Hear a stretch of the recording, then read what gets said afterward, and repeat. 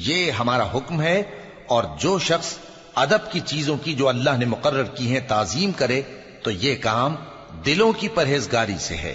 ان میں ایک وقت مقرر تک تمہارے لیے فائدے ہیں، پھر ان کو اس قدیم گھر یعنی بیت اللہ تک پہنچنا اور ذبح ہونا ہے۔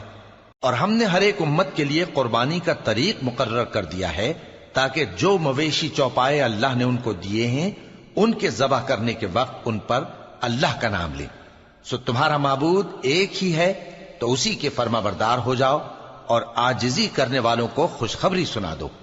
یہ وہ لوگ ہیں کہ جب اللہ کا نام لیا جاتا ہے تو ان کے دل ڈر جاتے ہیں، اور جب ان پر مصیبت پڑتی ہے تو صبر کرتے ہیں، اور نماز آداب سے پڑھتے ہیں، اور جو مال ہم نے ان کو عطا فرمایا ہے اس میں سے نیک کاموں میں خرچ کرتے ہیں۔ اور قربانی کے اونٹوں کو بھی ہم نے تمہارے لیے اللہ کے شعائر مقرر کیا ہے، ان میں تمہارے لیے فائدے ہیں، تو قربانی کرنے کے وقت قطار باندھ کر ان پر اللہ کا نام لو، پھر جب پہلو کے بل گر پڑیں تو ان میں سے کھاؤ، اور قناعت سے بیٹھ رہنے والوں اور سوال کرنے والوں کو بھی کھلاؤ۔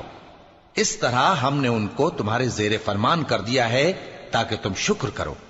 اللہ تک نہ ان کا گوشت پہنچتا ہے اور نہ خون، بلکہ اس تک تمہاری پرہیزگاری پہنچتی ہے۔